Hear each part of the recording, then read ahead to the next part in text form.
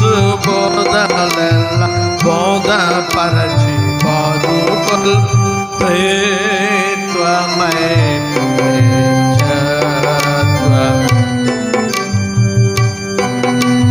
మగుదేవా ఓ పితా సుతా సుతా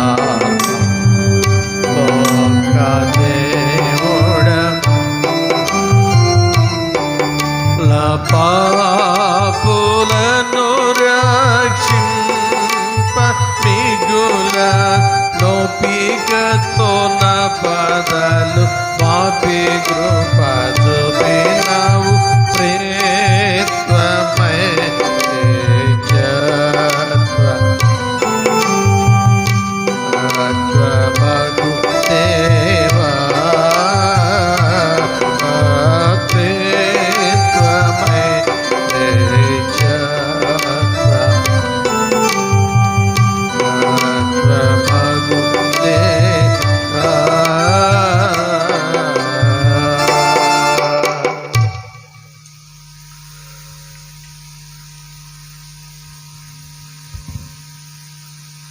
ప్రార్థన చేసుకుందాం.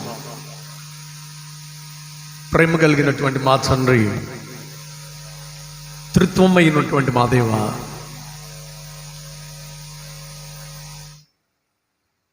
మా అందరికీ మీరు ఒక మాదిరికరంగా ఆ త్రిత్వమై ఉన్నటువంటి మిమ్ములను మేము జ్ఞాపకం చేసుకున్నప్పుడల్లా మా కుటుంబాలలో, మా సంఘాలలో, మా నిజ జీవితాలలో అలాంటి ఐక్య స్వభావాన్ని మేము జ్ఞాపకం చేసుకుంటున్నాం. ఈ రోజున మేము ఆ సందేశాన్ని వినబోతూ ఉండగా మీరే కార్యం జరిగించమని, అల్పుడను బలహీనుడను మీ పాత్రగా, మీ బోరగా దేవా మీరు వాడుకొనమని, కార్యం జరిగించమని, విచ్చేసినటువంటి నీ బిడ్డలందరినీ నీ చేతులకు అప్పగిస్తూ మీరే కార్యం జరిగించమని యేసుక్రీస్తు వారి యొక్క ఉన్నతమైన నామం బట్టి ప్రార్థిస్తున్నాం తండ్రి, ఆమేన్. కూర్చుందాం.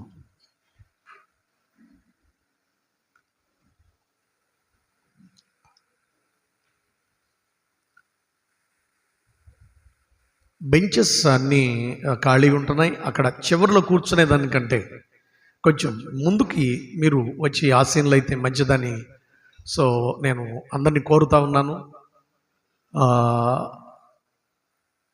దానివలన దేవునికి దగ్గరగా, దేవుని సాన్నిధ్యానికి మరింత చేరువుగా మీరందరూ ఉండడానికి సో ప్రతి ఒక్కరిని ఆహ్వానిస్తూ వెనుకున్నటువంటి ఇటువైపున పురుషులను సైతం కూడా ముందుకు స్వాగతిస్తూ ఉన్నాను. ప్రియులారా, ఈ రోజున దేవుని సన్నిధికి విచ్చేసినటువంటి మీ అందరికీ మన ప్రభువును ప్రియరక్షకుడైన యేసుక్రీస్తు వారి యొక్క ప్రశస్తమైన నామమును బట్టి దేవుని ఎంతగానో స్తుతిస్తూ ఆయన సన్నిధికి మిమ్మల్ని అందరినీ కూడా స్వాగతిస్తూ పేరు పేరున మీ అందరికీ శుభాశీస్సులను లేక దైవాశీస్సులను, దేవుని యొక్క ప్రియమైనటువంటి చల్లని కృపాశీస్సులను మీ అందరికీ అందిస్తూ ఉన్నాను. మీ అందరికీ నా చేతులను జోడించి దీవెనలను ప్రతి ఒక్కరికి ప్రభువు మీకు ప్రసాదించాలని కోరుతూ మీ అందరికి వందనములను తెలియజేస్తా ఉన్నాను. జూన్ మాసంలో ఈ 3వ ఆదివారము ఈ రోజున ప్రాముఖ్యంగా ఈరోజు ట్రింటీ సండే మనము ఆ సందేశాన్ని వినబోతున్నాం. అందుకే త్రిత్వంను గూర్చినటువంటి రెలవెంట్ మెసేజ్ మనం వినబోతా ఉన్నాం. దాంతోపాటు ఈరోజు ఫాదర్స్ డే, జూన్ నెలలో ఈ యొక్క థర్డ్ సండే మనం జ్ఞాపకం చేసుకుంటున్నప్పుడు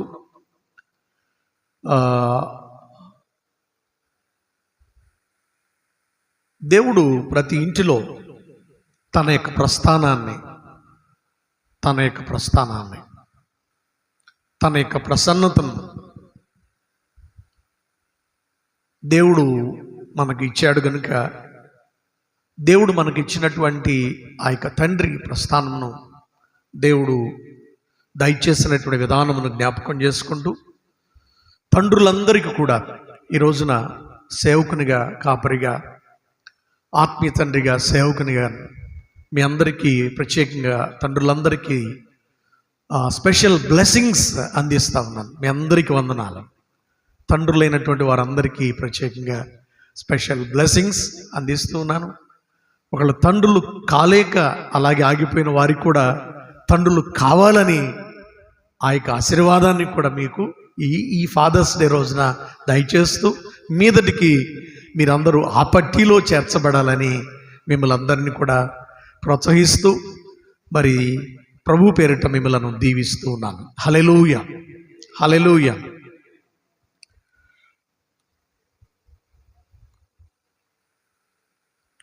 కొద్ది నిమిషాలు మనము దేవుని యొక్క వాక్యాన్ని మనం విందాం. యవనస్తులైనటువంటి వాళ్ళందరూ ముందుకు వచ్చేయండి. యవనస్తులైనటువంటి వాళ్ళు ఈ బెంచెస్లో ఖాళీ ఉన్నాయి, ముందుకు వచ్చేయండి.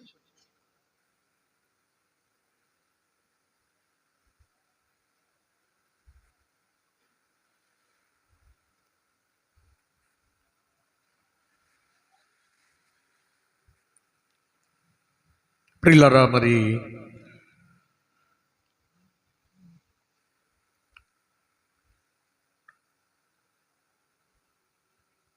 ఈ త్రిత్వాన్ని గురించినటువంటి తలంపులు, రెండవది సైమల్టేనియస్గా ఈరోజు ఫాదర్స్ డేకి సత్సంబంధితగా ఉన్నటువంటి రిలవెంట్ కొన్ని ఆలోచనలను మీ అందరికీ జ్ఞాపకం చేయాలని సేవకునిగా నేను ప్రార్థనాపూర్వకంగా ఆశిస్తున్నాను. ఈ మన యొక్క ఈ లైవ్ ద్వారా తిలకించనయ్యున్నటువంటి ఆత్మీయులైనటువంటి వారికి కూడా ఆ రీతిగా సందేశం ద్వారా మీరు ప్రతి ఒక్కరూ బలపడుదురని నేను కోరుచు ముందుకు సాగిపోతా ఉన్నాను. బైబిల్ గ్రంథంలో మనకి ఈ ట్రినిటీ లేక త్రిత్వము అనేటువంటి పదం ఎక్కడ కనిపించదు. ప్రత్యేకంగా లిటరల్గా వర్డ్ ట్రినిటీ అనేటువంటి పదము మనకు ఎక్కడ కనిపించదు. కానీ ఆ త్రిత్వము యొక్క ఉనికిని మనము చూస్తూ ఉంటాం. From the beginning to ending, Bible గ్రంథంలో ప్రారంభం నుండి చివరి వరకు కూడా ఆ త్రిత్వము యొక్క ఉనికిని మనము బైబిల్ గ్రంథం అంతా కూడా దీని యొక్క సారాంశంలో అనేకమైనటువంటి సందర్భాలలో ఈ ప్రియక దేవుని యొక్క ఛాయలు మనము చూస్తూ ఉంటాం.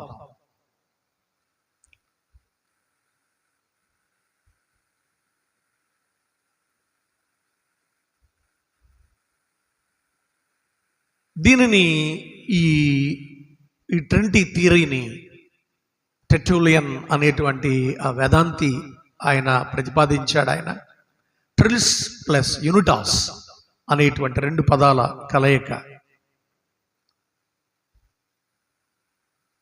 ముగ్గురు ఏకమై ఉన్నటువంటి ఆ యొక్క త్రియక దేవుని యొక్క అనుభవాన్ని మనము జ్ఞాపకం చేసుకుంటూ బైబిల్ గ్రంథంలో ఈ త్రిత్వాన్ని గురించినటువంటి ఈరోజు మన యొక్క ధ్యానాంశం త్రిత్వము ప్రేమైక్యత సమాజం లేక సమాజము అనేటువంటి ప్రేమైక్యత సమాజము లేక సమూహము సంఘము అనే థీమ్ మనకు ఇవ్వబడింది.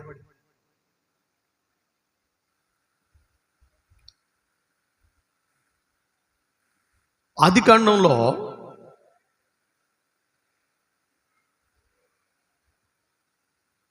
ఈ ఫస్ట్ చాప్టర్లో ఈ త్రిత్వదేవుని యొక్క ఉనికిని మనం చూస్తూ ఉంటాం. త్రిత్వదేవుని యొక్క ఉనికిని మనము చూస్తూ ఉంటాం.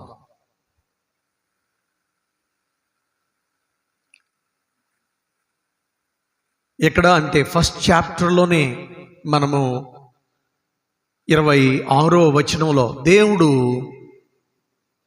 మన స్వరూపమందు మన పోలిక చొప్పున, అక్కడ మన అనే పదాన్ని వాడడం అక్కడ మనం చూస్తూ ఉన్నాం. మన స్వరూపమందు మన పోలిక చొప్పున నరులను చేయుదము.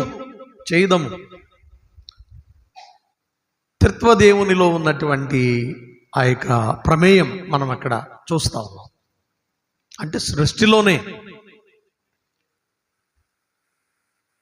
త్రిత్వం ప్రమేయం మనకు చాలా కనిపిస్తుంది క్లియర్గా. హీబ్రూలో ఎలోహిం అనే పదము మనం చూస్తాం. ఎలోహిం అనేటువంటి పదం సృష్టికర్త అని సంబోధించుకుంటాం, కానీ అది దాని యొక్క భావం ఏమిటి అని అంటే ఇట్స్ నాట్ సింగులర్ మీనింగ్. దాని వెనుక ఒక ప్లూరల్ మీనింగ్ దాచబడి ఉన్నది. ప్లూరల్ మీనింగ్ దాచబడి ఉన్నది. ఎలోహిం అనగా త్రిత్వమై ఉన్నటువంటి దేవునికి ఆపాదించబడినటువంటి పదముగా ఆ యొక్క నామధేయాన్ని మనం చూస్తూ ఉంటాం. ఇంకా మనము ఈరోజు ఇంకా ముందుకు జ్ఞానం చేసుకుంటూ ఆదికాండంలోనికి కానీ మనం వెళితే 11th చాప్టర్లో మళ్ళా ఈ ఉనికిని మనము చూస్తూ ఉంటాం. 11th చాప్టర్లో భారతదేశంలో విభిన్న సంస్కృతులు మనకున్నాయి, విభిన్న భాషలు మనకున్నాయి, విభిన్న రాష్ట్రాల్లో విభిన్నమైనటువంటి సాంప్రదాయాలు కలిగినటువంటి ప్రజలు ఉన్నారు. ఈ ప్రపంచంలో 100 దేశాలు ఉన్నాయి. విభిన్నమైనటువంటి ఛాయలు కలిగినటువంటి ప్రజలు ఉన్నారు. ట్రెడిషన్స్ కలిగినటువంటి అనుభవాలు కలిగినటువంటి వ్యక్తులు ఉన్నారు. ఇవన్నీ ఇక్కడి నుండే పుట్టుకొచ్చాయి. ఆదికాండంలో ఈ 11వ అధ్యాయంలో ఈ బాబెలు ఈ పట్టణాన్ని వాళ్ళు కట్టడానికి వాళ్ళు పూనుకున్నప్పుడు ఒకే పట్టణంగా, ఒకే జనముగా, ఒకే భాషగా వారు ఉండాలని వాళ్ళు భావించినప్పుడు దేవుడు అట్లా కాదు, 7వ వచనంలో మనము దిగిపోయి వారిలో ఒకని మాట ఒకనికి తెలియకుండా అక్కడ వారి భాషను తారుమారు చేయటకు రండని అనుకున్నాను. మనము దిగిపోయి త్రిత్వదేవుని యొక్క మళ్ళా ప్రమేయం ఇక్కడ మనం చూస్తూ ఉన్నాం. అంటే విభిన్నమైనటువంటి ఇన్ని భాషలు,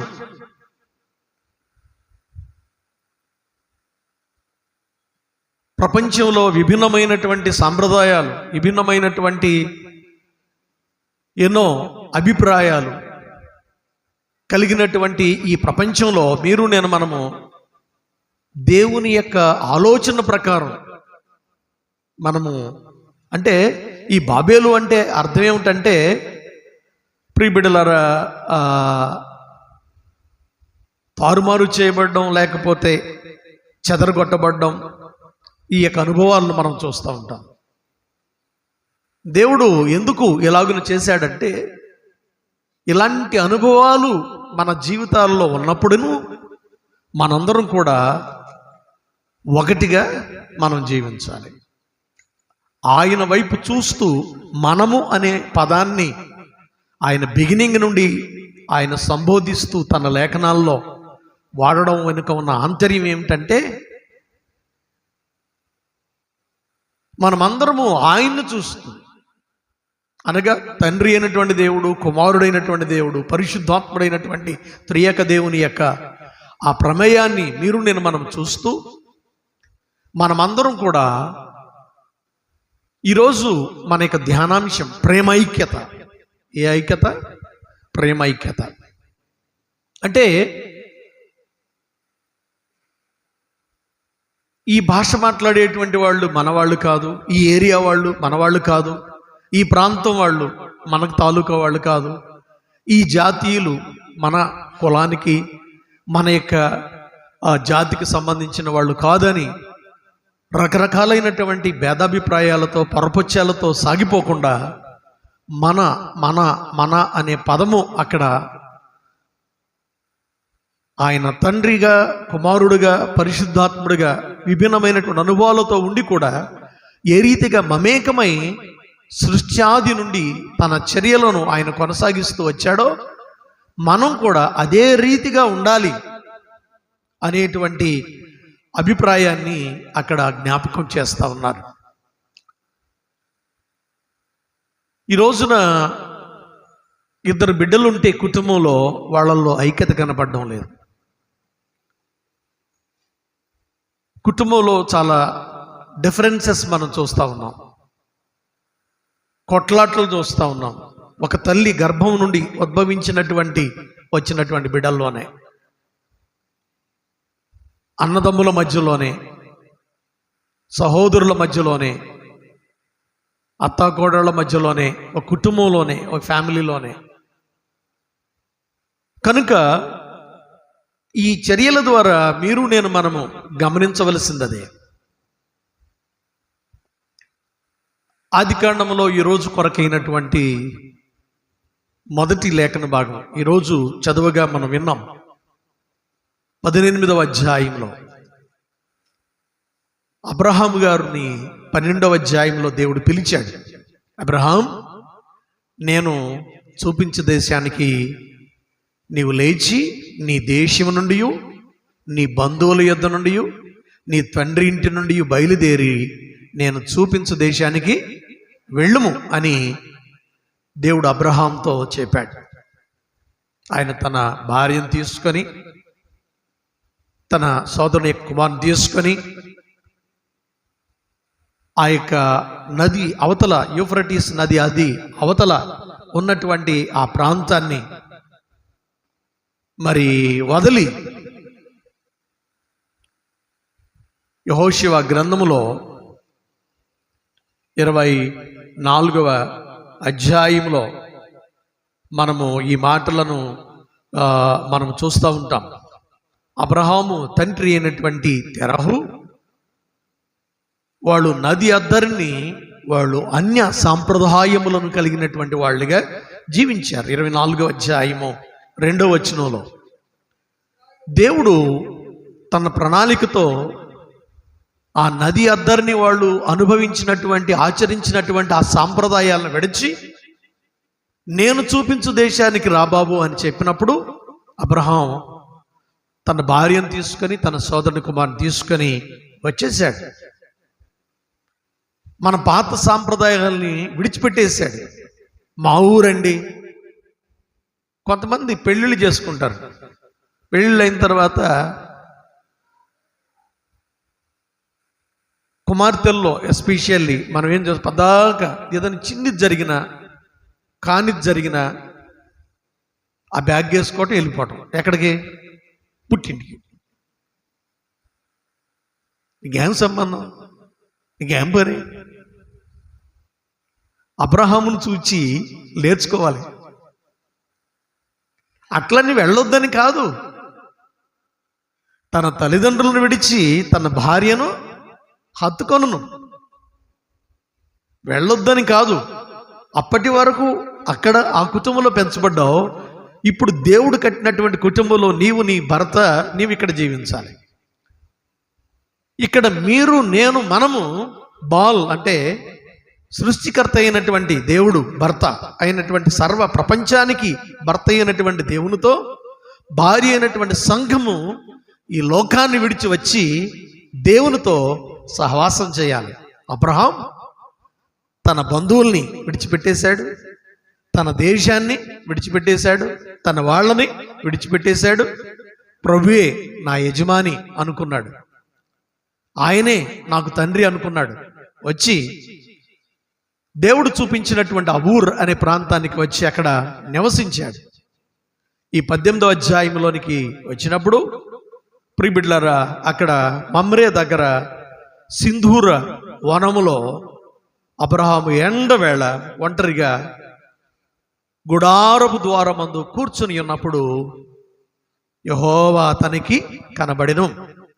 చాలాసార్లు నేను పెళ్లి చేసుకుని వచ్చేసి ఇక్కడికి వచ్చేసిన తర్వాత మా వాళ్ళతో సత్సంబంధాలు లేవు, నేను ఎవరు లేను అనుకున్నవాడినా, ఎవరు లేను అనుకున్నదాన్నా అని అనుకోకూడదు ఎప్పుడు. ఈ టెర్టులియన్ అనేటువంటి ఆయన ఈ త్రిత్వ సిద్ధాంతాన్ని బైబిల్ గ్రంథంలో నుండి అందరికీ పరిచయం చేస్తూ ఇంట్రడ్యూస్ చేసినప్పుడు ఆయన ఏమని చెప్పాడు అనంటే, ఎక్కడ నీవు ఒంటరితనాన్ని నువ్వు అనుభవిస్తావో అక్కడట దేవుని యొక్క త్రిత్వపు ప్రత్యక్షత మనకు లభిస్తుందట. దేవునికి స్తోత్రం చెప్పండి. హల్లెలూయా. నేను ఒంటరినండి, నేను ఒంటరిదాన్నండి, నేను అందరిని విడిచిపెట్టి వచ్చానండి అని అనుకోకూడదు. ఎప్పుడైతే మనము దేవుని మాట ప్రకారం ఎప్పుడైతే మనం వచ్చి దాన్ని అనుసరిస్తామో త్రిత్వదేవుని యొక్క ప్రత్యక్షత మనకు లభిస్తుందట. అబ్రహామునకు ప్రత్యేకంగా ఆ త్రిత్వదేవుని యొక్క ప్రత్యక్షత తగ్గడానికి కారణం అదే. కన్నులెత్తు చూచినప్పుడు ముగ్గురు మనుషులు అతనికి కనబడారు. ముగ్గురు మనుషులు.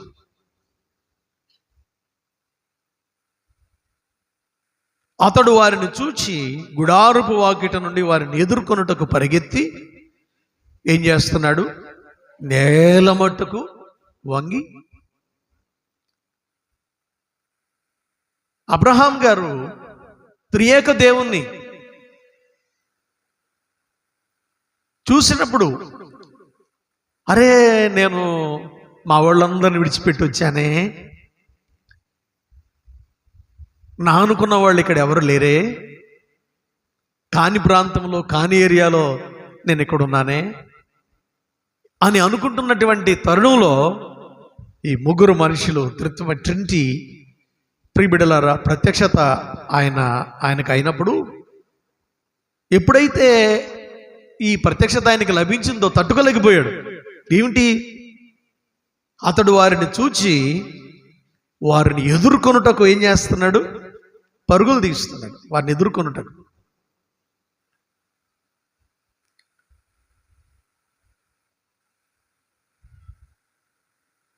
దేవుని యొక్క ప్రత్యక్షత అతనికి దొరికినప్పుడు వారిని స్వాగతిస్తున్నాడు. దేవుని యొక్క సేవకులు కొన్నిసార్లు మీ గృహాలని ఎప్పుడైనా సందర్శించడానికి వచ్చినప్పుడు అలాంటి ఆ యొక్క స్వాగతాంజలి మీరు కూడా చాలాసార్లు అనేక కుటుంబాల్లో మేము చూస్తూ ఉంటాం.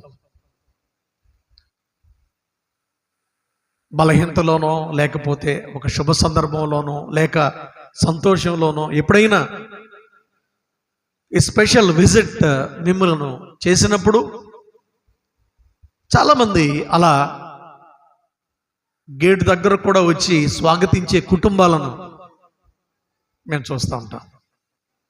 కొంతమంది వాళ్ళే వస్తారులే అనేవాళ్ళని కూడా ఉన్నాం.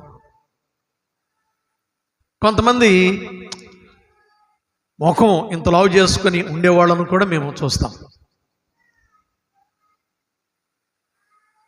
సేవలో ఇవన్నీ ఎన్ని ఎదుర్కొంటాము. అబ్రహాంలో మనం నేర్చుకోవలసింది, ఈ త్రిత్వంలో నేర్చుకోవలసినటువంటి అనుభవాలు.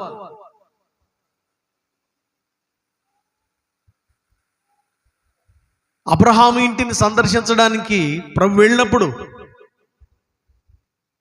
దేవుని సేవకుల్ని ఎప్పుడైనా ఒకవేళ మీ ఇంటికి సందర్శించడానికి వస్తున్నప్పుడు డోంట్ సే నో, ఎప్పుడు కూడా చెప్పమాకండి.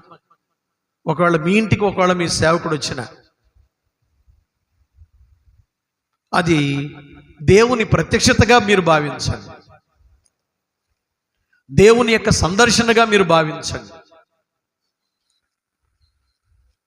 అది దైవికమైనటువంటి ప్రసన్నతకు అది తర్కణమవుతుందనేటువంటి విషయాల్ని మీ అందరికీ తెలియచేస్తా ఉన్నాను. మత్తయి సువార్తలో ఒక బలమైనటువంటి మాట మనకు కనిపిస్తుంది.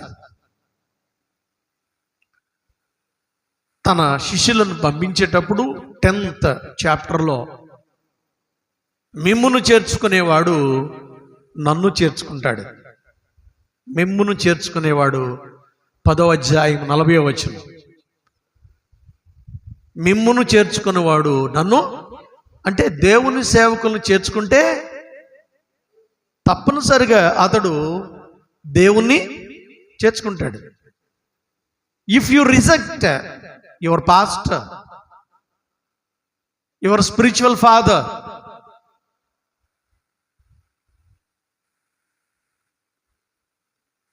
ఒకవేళ మీ యొక్క గైడ్ అయినటువంటి, ఒకవేళ మీకు ఆత్మీయ తండ్రిగా ఉన్నటువంటి మీ సేవకుని ఒకవేళ మీరు తృణీకరిస్తే అది దేవుని తృణీకరించినట్లే. మిమ్మును చేర్చుకునేవాడు ఏం చేస్తాడు? నన్ను చేర్చుకుంటాడు. క్రొత్త నిబంధనలో దేవుడు ఏంటంటే సేవకుల్ని, ఈ పాస్టరల్ మినిస్ట్రీ ఎందుకు అరేంజ్ చేశాడంటే ప్రతి సంఘములో, ప్రతి ఏరియాలో దేవుని యొక్క ప్రసన్నత, ఆ త్రిత్వపు అనుభవం ప్రతి కుటుంబానికి దక్కడానికట దేవుడు ప్రతి సంఘంలో దేవుడు ఎవరిని ఉంచాడంటే కాపరిని ఉంచాడు. అబ్రహాము ఇంటిని దర్శించినట్లుగా కొన్నిసార్లు ఆ సేవకుని ద్వారా మీ కుటుంబం ఆ భాగ్యం దక్కినప్పుడు మరి మన రిసీవింగ్ ఎలా ఉంటుంది? మనం ఎలాగున రిసీవ్ చేసుకుంటున్నాం? మనం ఎలా స్వాగతిస్తున్నాం? మనం ఎలాంటి అనుభవాలను కలిగిన అబ్రహాము వాళ్ళని చూడగానే ఏం చేస్తున్నాడంటే పరుగులు తీస్తున్నాడు. వారిని చూడగా, అంటే దూరంగా కాదు, ఎదురుగా, వాళ్ళకి ఎదురుగా వాళ్ళని స్వాగతించడానికి పరుగులు తీస్తున్నాడు. ఎదుర్కొనుటకు పరుగెత్తి నేల మట్టుకు వంగి, అంటే ఈ వంగుట అనేటువంటి, వంగి అనేటువంటి పదము టు బెండ్ బిఫోర్ గాడ్, దేవుని ఎదుట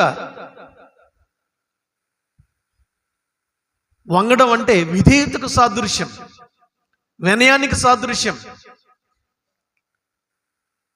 ఇది మన యొక్క తగ్గింపు జీవితానికి సాదృశ్యం. ఇది ప్రతి ఒక్కరు కూడా గుర్తుపెట్టుకోవాలి. ఇది ప్రతి ఒక్కరు కూడా గమనించవలసినటువంటి వాండరుగా మీరు నేను మనము ఉంటూ ఉన్నాం. అందుకనే 95వ కీర్తనలో కీర్తనకారుడు అంటూ ఉంటాడు, రండి రండి నమస్కారం చేసి అంటూ ఉంటాడు. నమస్కారం చేసి రండి, యెహోవాను గురించి ఉత్సాహధ్వని చేయదము, మన రక్షణ దుర్గమును బట్టి సంతోషగానము చేయదము, కృతజ్ఞతాస్తుతులతో ఆయన సన్నిధికి వచ్చేదము, కీర్తనలు పాడుచు ఆయన పేరట సంతోషగానము చేయదము అని ఇక్కడ చాలా హంబుల్గా మాట్లాడుతూ ఉన్నాడు. రండి అంటూ 7వ వచనంలోకి వచ్చేటప్పటికి రండి నమస్కారం చేసి, మీ ఇంటికి దేవుడు నేరుగా రాడు. ఇందాక చెప్పాను, మత్తయి సువార్త 11వ అధ్యాయం 40వ వచనంలో, 10వ అధ్యాయం 40వ వచనంలో మిమ్మును చేర్చుకునేవాడు నన్ను చేర్చుకుంటాడు. మనం కూడా ఏం చేయాలి? నమస్కారం అంటే, నమస్కారం అనేది సంస్కారంతో కూడినటువంటి పదం. అంటే మనము మన బైబిల్ భాషలో మనం ఏం చెప్తాం? వందనాలు చెప్తాం. ప్రైజ్ లార్డ్ అయ్యారు, వందనాలు అయ్యారు, అవునా కదా? అవునా? అంటే దేవుడు ఆ యొక్క సింధూర వనంలో, ఆ మమ్రే ప్రాంతంలో అబ్రహాము ఇంటికి ఆ యొక్క సందర్శించడానికి వచ్చినప్పుడు ఎదురుగా పరిగెత్తి వంగి నమస్కారం చేశాడంటే దేవునికి ఏం చెప్తున్నాడు? వందనాలు తండ్రి గారు, వందనాలు నాయన, వందనాలు ప్రభువా అని జ్ఞాపకం చేస్తున్నాడు. కొంతమంది ప్రియబిడ్డలారా ఎదురుపడిన వందనాలు చెప్పరు. మీరు ఏ ప్రశ్నలు అడగమాకండి. ఫస్ట్ మీ సేవకుడు ఎదురైతే, ఒకవేళ ఆత్మీయులు ఎదురైతే మీరు నేను మనము ఏం చెప్పాలి? వందనములు చెప్పాలి. వందనములు, రండి నమస్కారం చేసి సాగిలపడదాము. అబ్రహాము ఇది ఆయన చేసి చూపిస్తున్నాడు. ఈ 95వ కీర్తనలోనేమో అందరినీ అట్టి అనుభవానికి ఆహ్వానిస్తుంటే, అబ్రహాం ఏమో ఆయన చేసి ఎగ్జాంపులరీగా ఒక మోడల్గా త్రియేక దేవుని ఎదుట వందనాలు చెప్తూ చక్కగా ఆయన ఉంటూ ఉన్నాడు. తర్వాత నేల మట్టుకు వంగి, ఇంకో మాట, పూర్వం నమస్కారం అంటే ఇట్లా చేసేవాడు, ఇప్పుడు అట్టగా నమస్కారంలో కూడా ఏం లేదు.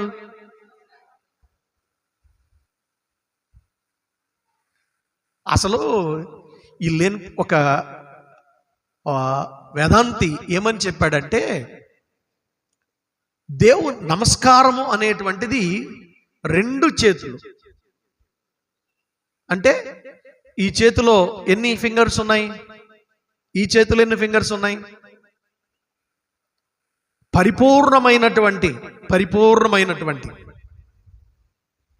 అంటే ఈ కుడి ఎడమలు మమేకమైనటువంటి అనుభవం కలిసి ఎప్పుడైతే అవతల వ్యక్తికి ఇట్లాంటి స్వాగతాన్ని అందిస్తాయో అప్పుడట దేవుడు మనకి వినయాన్ని ఆయన ఆస్వాదించేటువంటి దేవుడుగా ఆయన ఉంటాడట. ప్రియబిడ్డలారా, స్కూల్స్లో కళాశాలలో ఇప్పుడు స్టూడెంట్స్ పూర్వం గురువుల దగ్గర చాలా అది ఉండేది, కానీ ఇప్పుడు లేదు. నమస్తే సార్, అసలు అది కూడా లేదు. ఇప్పుడు చేయి ఊపడం కూడా లేదు. నమస్కారం సార్, నమస్కారం సార్, అది కూడా పోయింది. మేము ఉన్నప్పుడు ఎట్లా ఉండేది, ఇప్పుడు అది కూడా పోయింది. ఏంటి, ఇప్పుడు విశ్వాసుల్లో కూడా ఆ జబ్బు. ఏ జబ్బు? ఈ జబ్బు. వందనాలు అయ్య గారు, ఏమి లేకుండా చెప్పండి. ఇంటికి ఉద్యోగాన్ని డ్యూటీకి వెళ్ళి మీ ఆయన గారు వచ్చాడు, ఆ డేక్షాని గోడకేసి పిలిచి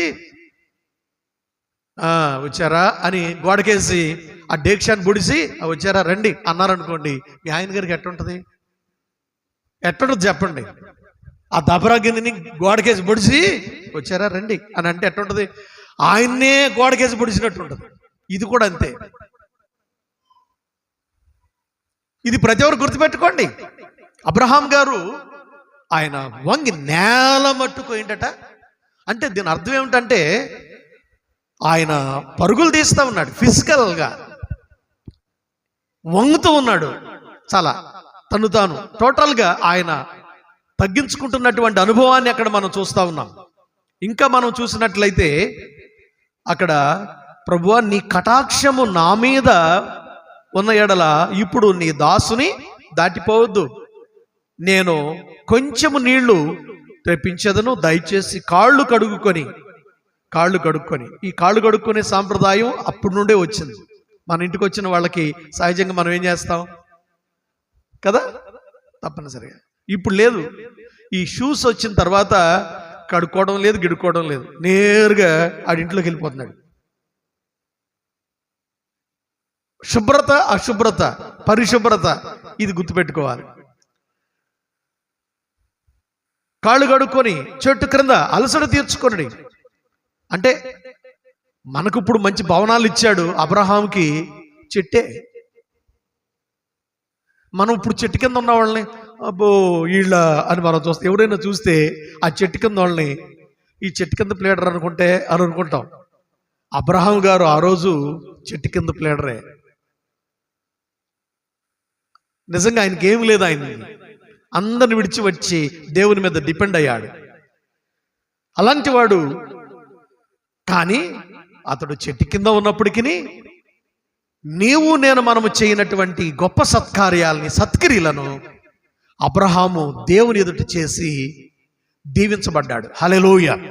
అబ్రహామును దేవుడు అన్ని విషయములలో ఏం చేశాను? ఆశీర్వదించాను. 24వ అధ్యాయము 1వ వచనం. చెట్టు కింద ఉన్నాను, చెట్టు కింద. సరైన ఇల్లు లేదు, రేకుల చెట్టు కూడా లేదు, తాటేకుల ఇల్లు కూడా లేదు. మట్టి గోడలు ఇల్లు కూడా లేదు. పూర్వం పేడతో అలుకునేవాళ్ళు కదా, మట్టితో అలుకుని, అలాంటిది కూడా లేదు. ఆ చెట్టు కింద ఉన్నాడు ఆయన. కానీ త్రిత్వదేవుని ఆహ్వానించుకున్నాడు తన ఇంట్లోనికి, పరుగులు తీస్తున్నాడు. ఈ రోజుల్లో ఈ వినయం తగ్గిపోయిపోయింది. సంఘంలో ఈ యొక్క స్వాగతపు అనుభవం తక్కువైపోయింది. దేవుని ఎదుట, దేవుడు తన సంఘంలో సేవకుని ఎదుట ఈ యొక్క పరస్పరమైనటువంటి ఈ రిలేషన్స్ తక్కువైపోయినాయి. మనం వాటిని కలిగి ఉంటున్నామా? తర్వాత చూడండి ఇంకేమంటున్నాడు తెలుసా? మీ ప్రాణములను బలపరుచుకొనుడి. నేను కొంచెం ఆహారము తెచ్చేదను, మీ ప్రాణములను బలపరుచుకోండి, తరువాత మీరు వెళ్ళవచ్చును. ఇందు నిమిత్తము కదా మీ దాసుని యొద్దకు మీరు వచ్చితిరి. ఇందు నిమిత్తము కదా. దేవుడు అబ్రహాము ఇంటికి వచ్చినప్పుడు ఆ చెట్టు క్రింద అబ్రహాము గారు ఆయనకి ఇస్తున్నటువంటి ఆతిథ్యం మనం అక్కడ చూస్తున్నాం. ఆహారం పెడుతున్నాడు. ఎలాంటి ఆహారం అంటే 6వ వచనం చూడండి. అబ్రహాము గుడారములోనున్న శారా యొద్దకు త్వరగా వెళ్ళి, నీవు త్వరగా 3 మానికల మెత్తటి పిండి. 3 మానికలు. 3 మనుషులు వచ్చినప్పుడు అంటే ఒక్కొక్క మనిషికి ఒక్కొక్క మానిక. ఆ మెజర్ చూడండి. వాళ్ళ యొక్క ప్లాన్స్ చూడండి. 3 మానికల మెత్తటి పిండి. మెత్తగా అనగా ఇంగ్లీష్లో ఆ సాఫ్ట్, ఆ జెంటిల్నెస్ అనగా దేవుని ప్రజలకు ఏం కావాలంటే మెత్తని పిండి దేనికి సాదృశ్యం అంటే, వచ్చారా పాస్టర్ గారు? అయ్యగారు వచ్చారా?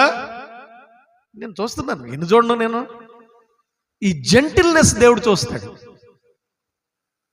మెత్తని పిండి దేనికి సాదృశ్యం అంటే మన యొక్క వినయానికి సాదృశ్యం, తగ్గింపు జీవితానికి సాదృశ్యం, మన యొక్క సాత్వికమునకు సాదృశ్యం. మెత్తని పిండి. రెండవది, మెత్తని పిండి తెచ్చి పిసికి రొట్టెలు. చాలా ప్రయాసపడుతున్నారు.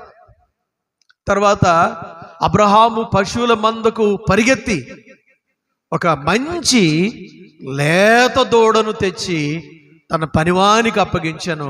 వాడు దానిని ఏం చేశాడట? సిద్ధపరచ. లేత దూడ. యెషయా గ్రంథంలో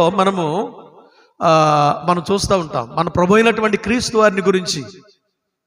ఆయన అరణ్యములో పెరిగినటువంటి లేత గడ్డి వలెను, లేత మొక్క వలెను ఉన్నాడు. ఆయన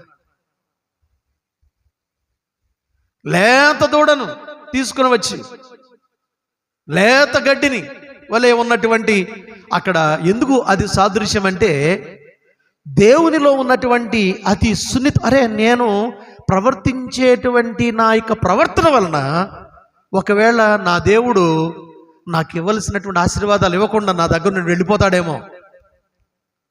ఒక విషయం చెప్తా, ఆ లేత చిగుర్లను జాగ్రత్తగా పట్టుకోవాలి. పట్టుకోకపోతే ఏమైపోతాయి? నలిగిపోతాయి, ఇరిగిపోతాయి. ఈ లేత అనుభవం తీసుకుని వచ్చి వాటిని సిద్ధపరిచి తన పనివానికి అప్పగించి, అబ్బాయి నీవు త్వరగా సహాయం చేయని చెప్పేసి అంటున్నాడు. 8వ వచనం, వెన్నను తీసుకుని వచ్చి తన మందులో ఉన్నటువంటి పశువులు వాటికి వచ్చినటువంటి ఆ యొక్క పాల ద్వారా పాలను ఏమేస్తే తోడుపెట్టిన తర్వాత వెంటనే వచ్చేస్తుందా వెన్న? చెప్పండి, ఎలా వస్తుంది?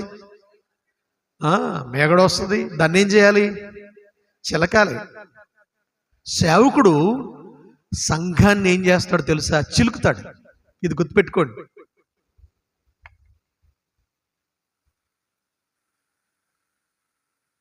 సంఘాన్ని, అబ్రహాముని దేవుడు తన ఇంటి వారిని, తన దేశాన్ని విడిచిపెట్టి రమ్మంటవంటే ఇదే.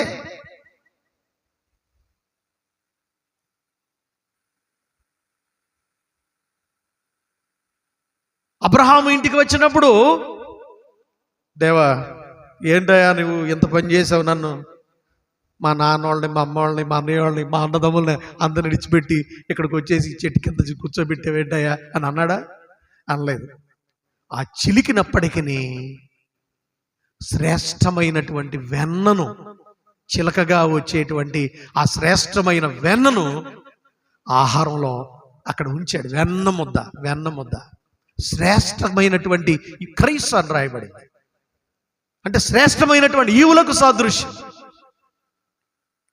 రెండవది ఇక్కడ మనం చూస్తూ ఉంటే పాలను సిద్ధపరిచి వారి ఎదుట భోజనానికి అక్కడ పెట్టాడు పాలను. పూర్వం సహజంగా ఏదైనా విందు చేయాలంటే పాలతో కూడినటువంటి పాల తాలూకులో పాలన్నమో లేకపోతే పరమాన్నమో ఏవో రకరకాలవి, పాయసమో ఇలాంటివన్నీ చేసేవాడు. ఈ పాలను సిద్ధపరిచి అక్కడ పెట్టాడు. పాలు దేనికి సాదృశ్యం అంటే రక్షణకు సాదృశ్యం. కృత నిబంధనలో రక్షణ అనేటువంటి పాలతో సంఘాన్ని పౌలు గారు ఆయన ఆ పాలతో మీరు వాటిని అపేక్షించండి అని జ్ఞాపకం చేస్తూ ఉన్నాడు. వీటన్నిటినీ కలిగి ఉండండి. ఎన్ని విషయాలను మనం ఇక్కడ చూసామంటే, పరుగులు తీస్తున్నాడు, నేల మట్టుకు వంగాడు, తర్వాత వారి కొరకు ఆ యొక్క నీళ్లను ఏర్పాటు చేశాడు. శుద్ధి చేసుకోవడానికి నీరు దేనికి సాదృశ్యం అంటే వాక్యానికి సాదృశ్యం. సందర్శించడానికి దేవుని యొక్క సేవకులు వచ్చినప్పుడు దేవుని యొక్క వాక్యాన్ని అందించి వాళ్ళను వాక్యం చేత మనల్ని ఏం చేస్తారు? బలపరుస్తారు. నీళ్లను ప్రియబిడ్డారా, నీళ్లను శుద్ధి చేసుకునేటువంటి అనుభవం, తర్వాత ఆహారమును, ఇక్కడ మెత్తని అనుభవం, ఇక్కడ మెత్తని పిండిని అతడు కలిగినటువంటి దీనత్వాన్ని, వినయాన్ని కలిగినటువంటి వాడుగా ఉన్నాడు. తర్వాత లేత అనుభవాన్ని కలిగినటువంటి వాడుగా ఉన్నాడు. తర్వాత వెన్నను, పాలను సిద్ధపరిచి అక్కడ అరేంజ్ చేసినటువంటి అనుభవాన్ని ఇక్కడ ఇవన్నీ చూస్తా ఉన్నాం. ఇవన్నీ అయిన తర్వాత 8వ వచనం చివరి భాగంలో వారి యొద్ద చెట్టు క్రింద నిలుచుండెను. వారు అతనితో, నీ భార్య అయిన శారా ఎక్కడ ఉన్నదని అడుగగా, అదుగో గుడారములో ఉన్నదని చెప్పాను. అందుకు ఆయన, మీదటికి కాలమున నీ యొద్దకు మరలా వచ్చేదను, అప్పుడు నీ మరలా నిశ్చయముగా వచ్చేదను, అప్పుడు నీ భార్య అయినటువంటి శారాకు ఒక కుమారుడు కలుగునని చెప్పాను. గనుక ఆయన వెనుక నుండిన గుడారపు ద్వారమందు ఆ యొక్క శారా ఈ మాటలు వినుచు ఉందట. అబ్రహామును శారాయును బహుకాలము గడిచిన వృద్ధులై ఉండిరి. స్త్రీ ధర్మము శారాకు ఏమైపోయాను? నిలిచిపోయారు. అంటే భౌతికమైనటువంటి శరీరములో ఉన్నటువంటి చోటు చేసుకునేటువంటి ఆ ధర్మాలన్నీ అప్పటికే ఆగిపోయాయి. అయినప్పటికీ దేవుని సేవకులు ఎదుట ఓపిక లేకపోయినప్పటికీ, వాళ్ళల్లో శక్తి లేకపోయినప్పటికీ, వాళ్ళల్లో ఏజ్ దాటిపోయినటువంటి అనుభవాలు ఉన్నప్పటికీ, త్రిత్వదేవుడు వాళ్ళని సందర్శించినప్పుడు అబ్రహాము చేయవలసినటువంటి పని అబ్రహాం చేశాడు, శారమ్మ గారు చేయవలసినటువంటి పని శారమ్మ గారు చేసింది, పనివాడు చేయవలసినటువంటి ఇంట్లో పనివాడు చేశాడు. సో అక్కడ వీళ్ళందరూ కలిసి త్రిత్వదేవుని స్వాగతించారు. అంటే కుటుంబాలలో ఒక ఐక్యత, సంఘంలో ఐక్యత. ఈనాడు ప్రియబిడ్డలారా, అందుకనే ఈరోజు మన యొక్క ధ్యానాంశం ఏమిటంటే, దానిని ప్రేమైక్యత అని దాన్ని మన యొక్క లిటర్జికల్ కమిటీ వాళ్ళు గ్రంథస్థం చేశారు. ప్రేమైక్యత అన్నాడు. అంటే ఏదో మేము కలిసి ఉన్నామండి అని చెప్పుకోవడం కాదు, ప్రేమతో మనము. అందుకనే ఈరోజు కొరకైనటువంటి ఈ యొక్క పత్రిక లేఖన భాగంలో మనము చూసినట్లయితే, ఆ దీవెనల భాగంలో వ్రాయబడినటువంటి మాటను మనం చూస్తూ ఉంటాం. 13వ వచనంలో కొరింథీ సంఘానికి రాసినటువంటి 2వ పత్రిక 13వ అధ్యాయంలో దాన్ని రాస్తున్నాడు. 13-14 వచనాల్లో పరిశుద్ధులందరూ మీకు వందనములు చెప్పుచున్నారు. అంటే అబ్రహాం గారే కాదు, పరిశుద్ధులందరూ కూడా ఏం చెప్తారనమాట? వందనాలు చెప్తారు. ఈ వందనాలు చెప్పే సాంప్రదాయం విశ్వాసులకు తగినటువంటిది. 13వ వచనం 2వ కొరింథీయులకు రాసిన పత్రిక 13వ అధ్యాయం 13వ వచనం. తర్వాత 14వ వచనం, మన ప్రభు అయినటువంటి యేసుక్రీస్తు కృప ఆ ముగ్గురు మనుషుల్లో మనకు తెలియకుండా ప్రియబిడ్డలారా క్రీస్తు యొక్క కృప, మనం ఎప్పుడైతే అబ్రహాములాగా హంబుల్గా మనం వాళ్ళని స్వాగతిస్తామో మన ఇంటిలో కృపను మనం పొందుకుంటాం. రెండవది దేవుని యొక్క ప్రేమ, ఆ ప్రేమ యొక్క ఉనికిని మనం చూస్తూ ఉంటాం. థర్డ్ వన్, పరిశుద్ధాత్ముని యొక్క ఆ ప్రసన్నత, సహవాసం మనందరికీ కూడా, మన కుటుంబాలకు కూడా దేవుడు ఏం చేస్తాట, తోడై వాళ్ళు ఎలాగైతే అన్యోన్యత కలిగినటువంటి ఆ ముగ్గురు మనుషులు వారింటికి వచ్చినప్పుడు ఆ ప్రేమైక్యత కలిగినటువంటి వాళ్ళుగా వారు ఆ ముగ్గురు మనుషులు వచ్చారో, అలాగే మన ఇంటిలో ఈ సహవాసం ప్రతి ఇంటిలో, మన సంఘంలో, ప్రతి కుటుంబంలో మనందరం కూడా కలిగి ఉండాలి. ఈనాడు పర్టికులర్గా మన సంఘంలో ఇది చాలా అవసరం. మన సంఘంలో చాలా అవసరం. నా ఈ కొద్ది దినాలలో నా అబ్జర్వేషన్లో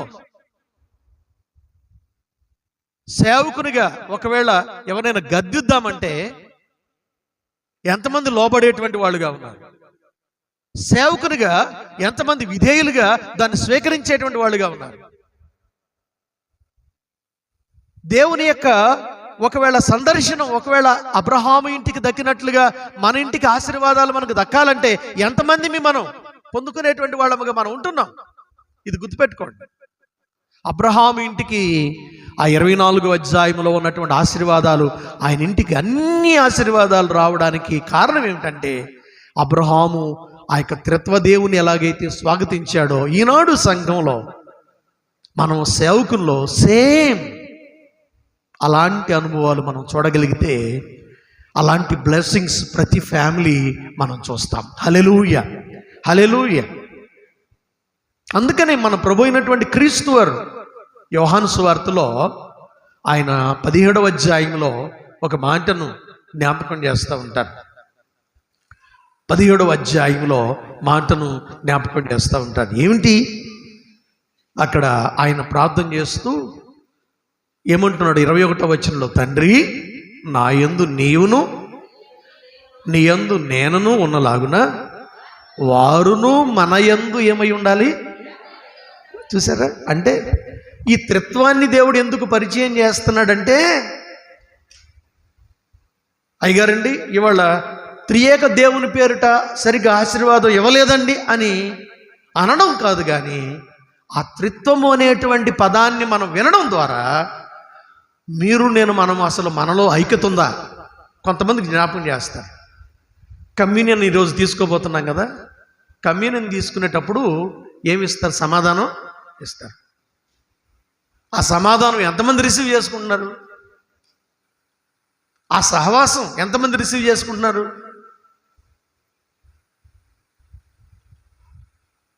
ఈ సహవాసం, ఈ అన్యోన్యత లేనప్పుడు నీవు తీసుకున్న అది బూడిదలో పోసిన వ్యర్థమే. నువ్వు ఇన్ని ఒకవేళ లక్షలు ఇవ్వచ్చు, నీవు వేలు ఇవ్వచ్చు, నీవు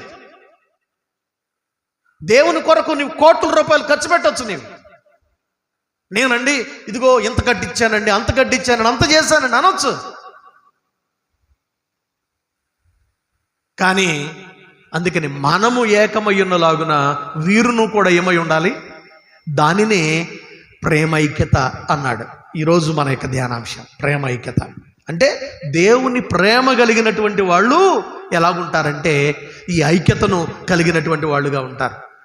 తర్వాత చూడండి ఆయన ఇంకేమంటున్నాడు, ఏమంటున్నాడంటే వారి వాక్యము వలన నా యందు విశ్వాసముంచు వారందరూ ఏకమై ఉండవలనని వారి కొరకు ప్రార్థించుచున్నాను. 22వ వచనం, మనము ఏకమై ఉన్నలాగున వారును ఏకమై ఉండవలనని నీవు నాకు అనుగ్రహించిన మహిమను నేను వారికి అనుగ్రహించుచున్నాను. ఈ రోజున ఈ త్రిత్వ దేవుని యొక్క అనుభవాన్ని జ్ఞాపకం చేసుకుంటున్నప్పుడు ప్రియులారా, దేవుడు ఒకవేళ మీరు నేను మనం సమాధానం కలిగి ఉండకపోతే you are missing the glory of God. ఈ రోజున నువ్వు సమాధానాన్ని రిసీవ్ చేసుకోకపోతే, సమాధానం కలిగి ఉండకపోతే you are missing the glory of God. You are rejecting glory of God. ఆయన ఏంటండి, ఆమె ఏంటండి, ఆయన ఎవడండి అంటే నువ్వు వ్యక్తులను చూస్తున్నావు కానీ నువ్వు దేవుని తృణీకరిస్తున్నావు. గుర్తుపెట్టుకోండి, అక్కడ ఇది గుర్తుపెట్టుకోవాలా. దేవుడు మనకు తెలియకుండా తన మహిమను ఆ సమాధానం ద్వారా ఎవరికి ఇస్తున్నాడు? మనకిస్తున్నాడు. ఈ రోజున ప్రియులరా, ఆ మహిమను రిసీవ్ చేసుకున్నటువంటి వాళ్ళుగా మనం ఉంటున్నామా? నీ గొప్పలు, నీ స్థానాలు చెప్పుకుంటూ సాగిపోవడానికి కాదు. కనుక మనము దేవుని సన్నిధానంలో ఇలాంటి ఆత్మీయ స్థితిని కలిగి ఉండాలని హెచ్చరిక చేస్తున్నాను. తండ్రి అయినటువంటి దేవుడు తన కుమారుడైనటువంటి క్రీస్తు వారికి ఈ లోకానికి వెళ్ళమని చెప్పినప్పుడు ఆయన నశించిన దానిని వెదకి రక్షించడానికి వచ్చాడా లేదా? అంటే తండ్రి మాట కుమారుడు ఏమయ్యాడు? విన్నాడు. ఎక్కడైనా తీసివేత ఉందా? తృణీకరించుకుందా? ఎన్ని నిందలో, ఎన్ని గాయాలో, ఆఖరికి తన ప్రాణం పోయింది, రక్తమునంతా దారపోసాడు కదా. సరే, కుమారుడైనటువంటి క్రీస్తు తన పనిని నెరవేర్చి, ఆయన తన సంఘం కోసం అంతా కూడా నెరవేర్చి తిరిగి తండ్రి యొద్దకు వెళ్ళేటప్పుడు పరిశుద్ధాత్మను వాగ్దానమును ఆయన దయచేస్తాడని వాగ్దానం చేసి వెళ్ళాడు. పోయిన ఆదివారం పెంతెకోస్తు పండుగ. పరిశుద్ధాత్మని ఎల్లప్పుడూ ఉండడానికి మన మధ్యలోనికి పంపించాడు. పరిశుద్ధాత్మ వచ్చి ఏం చేస్తుంది? మిమ్ములను సర్వసత్యములోనికి నడిపిస్తుంది. అంటే మనము పరిశుద్ధాత్మ చేత నింపబడకపోతే నీ యొక్క స్వాభిలాషలతో నీవు జీవిస్తావే తప్పితే, నీ సొంత ఆలోచనలతో జీవిస్తావే తప్పితే, పరిశుద్ధాత్మ చేత నింపబడితే నీవు నీ సొంత ఆలోచనలు తీసుకోవు, నీ గురించి నీవు ఆలోచన చెయ్యవు. మనందరం ఒకటే, మనము ఏకమై ఉండలాగా వారును ఏకమై ఉండవాలనని వారికి నేను ఏం చేశాను? నా మహిమను ఇచ్చాను. కనుక ప్రియబిడ్డలారా, దేవుని యొక్క మహిమకు పాత్రులుగా మనము జీవించవలసినటువంటి వాండరుగా మనం ఉంటున్నాం. పరిశుద్ధాత్మ పావురం రూపంలో కుమారుడైనటువంటి క్రీస్తు మీదకి దిగి వచ్చిన అనుభవం మార్కు సువార్త ఈరోజు ఫస్ట్ చాప్టర్లో ఈరోజు మనం చూస్తా ఉంటాం. అలనాడు ఆ పావురం రూపంలో దిగి వచ్చినటువంటి ఆత్మ ఈనాడు సంఘం మీదకి ఆయన పెంతెకోస్తు పండుగ రోజున దిగి వచ్చినటువంటి అనుభవాన్ని మనం జ్ఞాపకం చేసుకుంటున్నాం. మరి మనము ఆ పరిశుద్ధాత్మ చేత నింపబడినటువంటి వాండ్రముగా ఉంటున్నామా? ఆ ఐక్యతను కలిగినటువంటి వాండ్రముగా మనం ఉంటున్నామా? సాల్వేషన్ ఆర్మీ వ్యవస్థాపకుడైనటువంటి విలియం బూత్ గారు ఆయన లండన్లో ఒకరోజు తన కుమారుడైనటువంటి చిన్న పిల్లోడు, బహుశా బయట ఆడుకుంటున్నటువంటి ఆ చిన్న పిల్లోడు, అంత వయసు, బ్రామ్వెల్ అనేటువంటి తన యొక్క కుమారుణ్ణి భుజాల మీద ఎత్తుకుని ఒకరోజు సాయంత్రం బయటికి తీసుకెళ్తే ఎక్కడికి తీసుకెళ్ళాడంటే ఒక మార్కెట్ దగ్గరికి తీసుకెళ్ళాడు. మార్కెట్లో ఒక విధమైనటువంటి ప్రజలు ఉంటారా? చెప్పండి, ఎవరుంటారు? అన్ని రకాల ప్రజలు ఉంటారు. నానా, వీళ్ళందరిని చూస్తున్నావా? చూస్తున్నాను డాడీ. నీవు వీళ్ళందరినీ రక్షించాలి. అక్కడి నుండి ఆయన క్యాజినో అంటే బార్ దగ్గరికి తీసుకుని వెళ్ళారు. క్యాబరే డాన్స్, జోదము, మత్తు పానీయాలు సేవించేవాళ్ళు, వీళ్ళందరూ అక్కడ తీసుకుని వెళ్ళారు. వాళ్ళని చూపించాడు. వాళ్ళు చూడు ఎట్లా అశ్లీలంగా డాన్స్ చేస్తున్నారు, అసభ్యంగా జీవిస్తున్నారు. వీళ్ళందరినీ నువ్వేం చేయాలి? రక్షించాలి.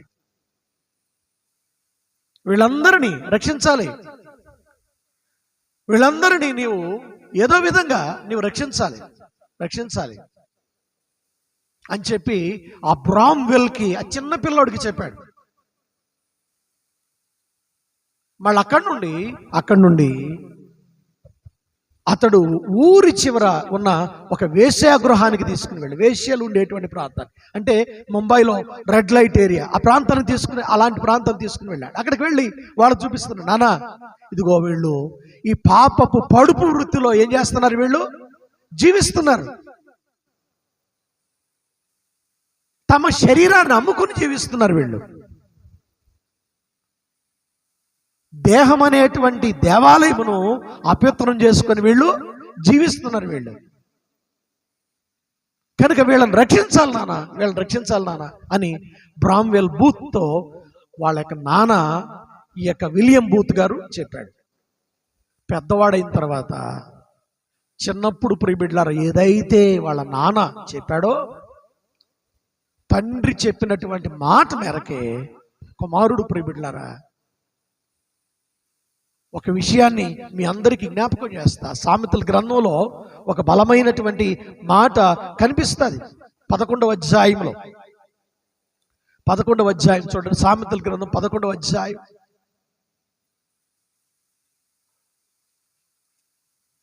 11వ అధ్యాయము 30వ వచనం చూడండి. నీతిమంతులు ఇచ్చు ఫలము జీవవృక్షము, జ్ఞానము కలవారు ఏం చేస్తారు, ఇతరులను ఏం చేస్తారు, నిజంగా జ్ఞానము కలిగిన వారు ఇతరులను ఏం చేస్తారు, రక్షిస్తారు.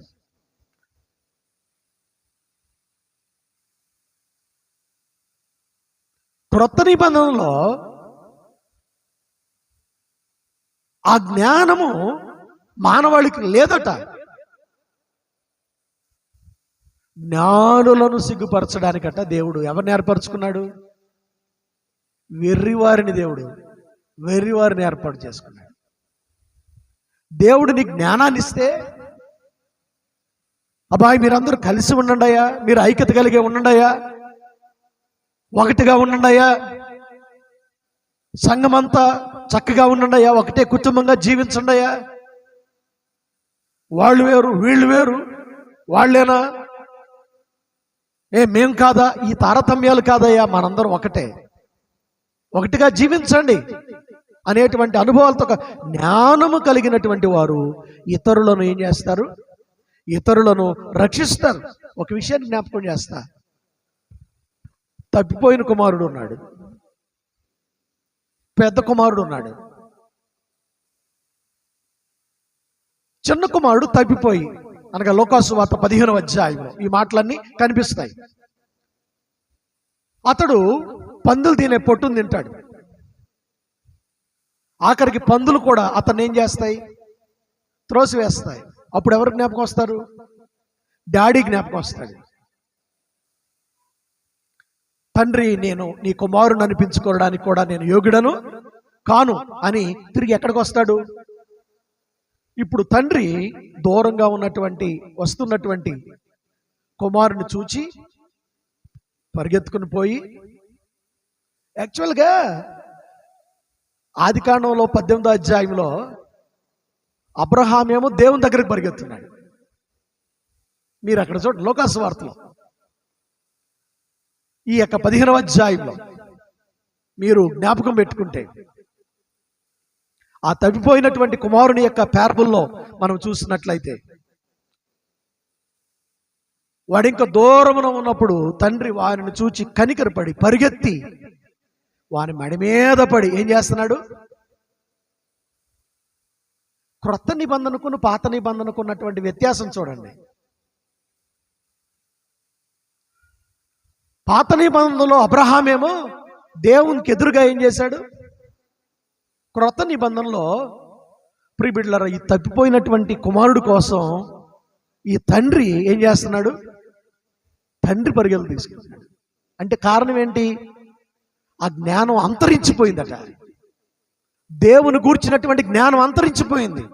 లోక సంబంధమైనటువంటి వాటిని గురించి పరుగులు తీస్తున్నాడు. దేవుడు ఆశించేటువంటి వాటిని గురించి పరుగులు తీయడం లేదు. దేవుడు ఏదైతే కోరుకుంటున్నాడో వాటిని గురించి పరుగులు తీయడం లేదు. లోక సంబంధమైన వాటి కోసం పరుగులు తీస్తున్నాడు. యోసేపు ఓల్డ్ టెస్టమెంట్లో పాపాన్ని విడిచిపెట్టి దూరంగా పారిపోయాడు. కానీ న్యూ టెస్టిమెంట్లో ఈనాటి మానవాళి పాపం కోసం, పాపేచ్ఛల కోసం పరుగులు తీస్తున్నారు. కనుక అతని దగ్గరికి వెళ్ళి అతని మెడ మీద పడి ఏం చేశాడట, ముద్దు పెట్టుకొని అతనికి ఏం చేశాడు, ఉంగరమును తొడిగి ప్రశస్తమైనటువంటి వస్త్రాలని తొడిగించి విందును క్రొవిన దూడను కోసి, అక్కడ లేత దూడ, మళ్ళీ ఇక్కడ క్రొవిన దూడను కోసి విందును చేసినటువంటి అనుభవాన్ని మనం ఇక్కడ చూస్తాం న్యూ టెస్ట్మెంట్కి. అంటే ప్రియబిడ్డలారా, తన కుమారుడైనటువంటి క్రీస్తు వారిని ఎందుకు ఇక్కడికి పంపించారు అని అంటే, ఆ లోపించినటువంటి లోపత్వ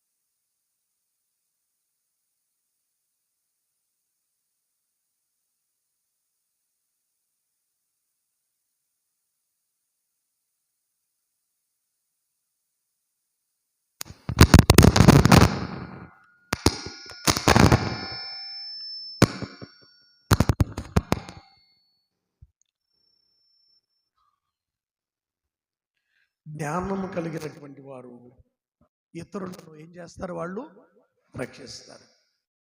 మనుషులకు లేనటువంటి ఆ జ్ఞానాన్ని ఆయన ఇక్కడ కనుపరుస్తూ, అబ్రహాము ఆ జ్ఞానము కలిగినటువంటి వాడై దేవుని ఎదుట తన యొక్క జీవితాన్ని, తన కుటుంబాన్ని దీవెనలకు పాత్రలు చేసుకున్నాడు. ఒక విషయం నేను చెప్తాను. తప్పిపోయిన కుమారుడు యొక్క పారబుల్లో ఇంట్లోనే ఉన్నాడు. ఎవరో పెద్ద కొడుకు తన తప్పును దిద్దుకొని తండ్రి దగ్గరకు వచ్చినప్పుడు కోల్పోయినటువంటి తండ్రి ప్రేమను ఆ తప్పిపోయిన కుమారుడు ఏం చేశాడు. ఈ రోజుల్లో అండి సంఘంలోనే ఉంటున్నారు పెద్ద కుమారుడులాగా, కానీ సంఘంలోనే ఉండి చాలామంది తప్పిపోతున్నారు, మాటల్లో తప్పిపోతున్నారు. నేను వింటున్నా, చాలా మాటలు నా దగ్గరకు వస్తున్నాయి.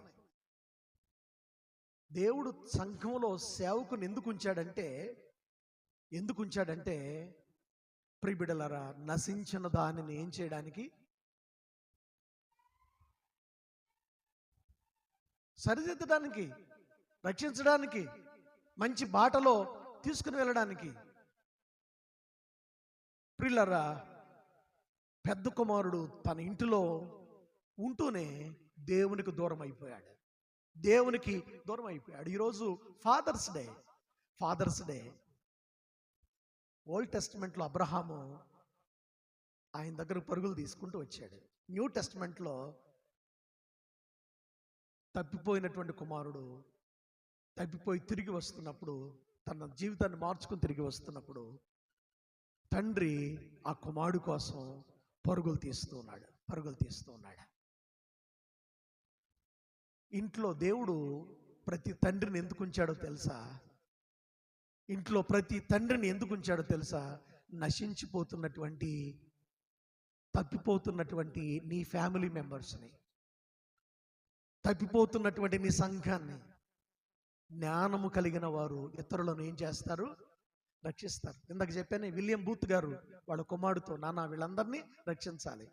పెద్దవాడు అయిన తర్వాత వాళ్ళందరినీ రక్షించడానికి సాల్వేషన్ ఆర్మీ అనేటువంటి సంఘాన్ని స్థాపించి, నాన్న చిన్నప్పుడు ఏదైతే ఫౌండేషన్ వేశాడో అదే పునాది మీద తండ్రి యొక్క అడుగు జాడలో నడిచాడు. తండ్రి ఏదైతే చెప్పాడో కుమారుడైనటువంటి క్రీస్తు ఈ లోకానికి వచ్చి నశించిన వాళ్ళని ఏం చేశాడు, రక్షించాడు. మనం తండ్రులను దేవుడు ఎందుకు ఉంచాడంటే, నశించిపోతున్నటువంటి మీ ఫ్యామిలీస్ని మీరేం చేయాలి, రక్షించుకోవాలి. జ్ఞానము కలిగిన వారై రక్షించుకోవాలి. రక్షించుకోవాలి. నీ భార్యను రక్షించుకోవాలి, నీ కుమారుని రక్షించుకోవాలి. నావన్నీ నీవే అని తప్పిపోతున్నటువంటి పెద్ద కుమారుని కూడా సైతం చెప్పి అతన్ని చేర్చుకున్నట్లుగా చేర్చుకోవాలి. ప్రియులారా, ఈ రీతిగా మనం ఎప్పుడైతే ఉంటామో దేవుని యొక్క ఆశీర్వాదాలు సమృద్ధిగా మనకు లభిస్తాయి. ఈనాడు చాలామంది దేవుని యొక్క ఆశీర్వాదాలని కోల్పోతున్నారు. కనుక తండ్రులారా, మై డియర్ పేరెంట్స్, అబ్రహాము దేవుని యొక్క ప్రేమను పొందుకున్నటువంటి వాడై చాలా దీవించబడ్డాడు. న్యూ టెస్ట్మెంట్లో ఇదిగో సంఘము తప్పిపోయినటువంటి అనుభవాల్లో ఉండగా తన కుమారుని పంపించి తిరిగి ఆ ప్రేమను పొందడానికి దేవుడు సహాయం చేశాడు. ప్రతి ఇంటిలో ఆ రోల్ని దేవుడు నన్ను మనల్ని ఎందుకు పెట్టాడంటే, మనము జ్ఞానము కలిగినటువంటి వారమై ఇతరులను రక్షించడానికే దేవుడు మనలను పెట్టాడు. కనుక ఈరోజు మన యొక్క ధ్యానాంశం ఏమిటంటే ప్రేమైక్యత సమూహం, ప్రేమతో నిండినటువంటి సమాజం. ఏదో పైకి పెదవులతో ప్రియబిడ్డలారా, ఏదో ఊరికనే మేము బాగున్నామని నవ్వడం కాదు, కానీ ప్రేమతో నిండినటువంటి వాండరముగా ఉండాలని జ్ఞాపకం చేస్తూ ఉన్నాను. కనుక నేను ముగిస్తూ ఉండగా ఈ సమయంలో, ఈ ఫాదర్స్ డే రోజున, ఈ ట్రింటీ సండే రోజున మనందరం ఆత్మీయంగా ఉండగలిగితే ఎంత దీవెనకరమో. కనుక మనందరము ఆ తండ్రి ఎలాగైతే, కుమారుడు పరిశుద్ధాత్ముడు ఎలాగైతే మమేకమై ఆ సహవాసాన్ని, అన్యోన్యతను కలిగినగా వాళ్ళుగా ఉన్నారో, వారు ఒకరినొకరు ప్రియబిడ్డలారా ఆ యొక్క రక్షణ ప్రణాళికను నెరవేర్చడానికి వారు ఏ రీతిగా ఆ యొక్క బిగినింగ్ నుండి ఎండింగ్ వరకు ప్రయత్నం చేస్తూ ఉన్నారో, మనము కూడా ఆయన బిడ్డలముగా ఆ రీతిగా ఆ యొక్క ఐక్యతను కలిగి ఉంటూ సహవాసంలో జీవించడానికి దేవుడు ఆయన కృప మనందరికి దయచేసి కాపాడును గాక. ప్రార్థన చేసుకుందాం. దయగలిగినటువంటి మా తండ్రి, కృప కలిగినటువంటి మా దేవ, మీకు స్తోత్రాలు, వందనాలు. మీరిచ్చిన సందేశం కొరకు స్తోత్రాలు, మీరిచ్చిన లేఖనం కొరకే స్తోత్రాలు. అబ్రహాం గారు ప్రభువా ఎలాగైతే మిమ్మల్ని స్వాగతించి మీ ఆశీర్వాదాలను పొందుకున్నాడు ప్రభువా, నూతన బంధనలో తప్పిపోయినటువంటి మా కొరకు నీ కుమారుడైనటువంటి క్రీస్తు వారిని, ఆ తప్పిపోయిన కుమారుడు ఎవరో కాదు, మేమే నాయన. నశించిన దానిని వెదకి రక్షించడానికి నీ కుమారుడైనటువంటి క్రీస్తు వారిని పంపించావు ప్రభువా. మేము కూడా అలాగును చేసి దేవా, ఇతరులను రక్షించే వాండ్రముగా ప్రతి తండ్రి, ప్రతి తల్లి, ప్రతి బిడ్డ మేమందరం ఉండగలిగే కృప దయచేయమని, వెతబడినటువంటి వాక్యము సాతాను ఎత్తుకొని పోకుండా దేవ, ప్రేమైక్యత స్వభావాన్ని, సమాజమును మేము కలిగి ఉండి దీవించబడ్డానికి కార్యం చేయమని యేసుక్రీస్తు వారి యొక్క ఉన్నతమైన నామమును బట్టి ప్రార్థించి అడిగి వేడుకుంటున్నాం తండ్రి. ఆమేన్.